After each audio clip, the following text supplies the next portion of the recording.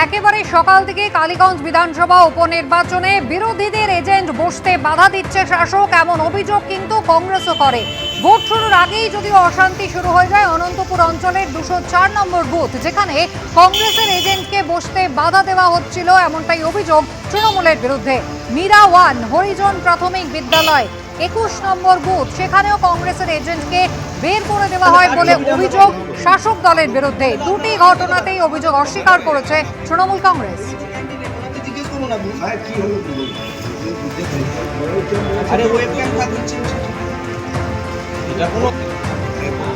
সুষ্ঠুভাবে ভোট হতে না দেওয়ার জন্য পরিকল্পিতভাবে অশান্তি করছে তৃণমূল, এমনটাই অভিযোগ করেছেন কালীগঞ্জের বিজেপি প্রার্থী আশিস ঘোষ।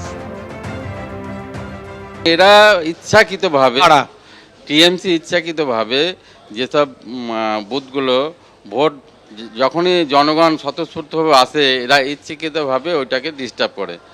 দেখা গেল মেশিন খারাপ, এগুলো এরা পরিকল্পনা করে। আমার জানে আমাদের যে ভোটারগুলো যদি একবার বাড়ি ফিরে যায় আর আসে না, যার জন্য এরা পরিকল্পনা এরা করতেই থাকবে। আমরা তার জন্য রাস্তায় নামবো এবং রুখে দেবো।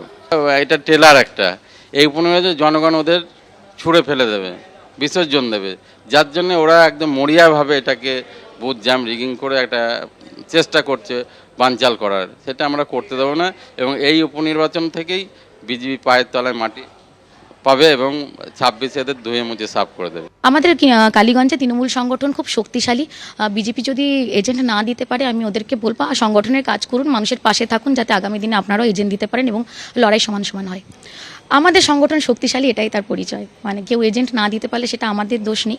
আমরা সব জায়গায় আছি, সব বুথে বুথে আছি, মানুষের সমর্থন আছে, দোয়া আশীর্বাদ আছে এবং আমার বিশ্বাস আগামী দিনে মানুষের আশীর্বাদ আমরা পাবো। কালীগঞ্জ বিধানসভা উপনির্বাচন, যেখানে ভোটদান প্রক্রিয়া শুরু হয়েছে সকাল 7টা থেকে সকাল 11টা পর্যন্ত। ভোটদানের হার নির্বাচন কমিশন সূত্রে জানা যাচ্ছে 30.64% ভোট পড়েছে সকাল 11টা পর্যন্ত।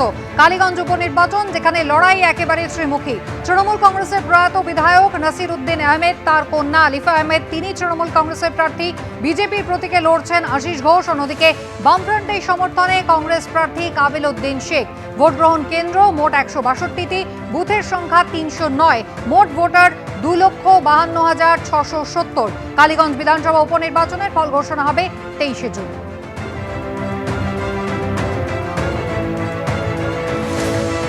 আমাদের কালীগঞ্জে তৃণমূল সংগঠন খুব শক্তিশালী।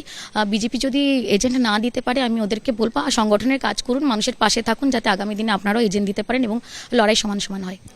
আমাদের সংগঠন শক্তিশালী, এটাই তার পরিচয়। মানে কেউ এজেন্ট না দিতে পারলে সেটা আমাদের দোষ নেই।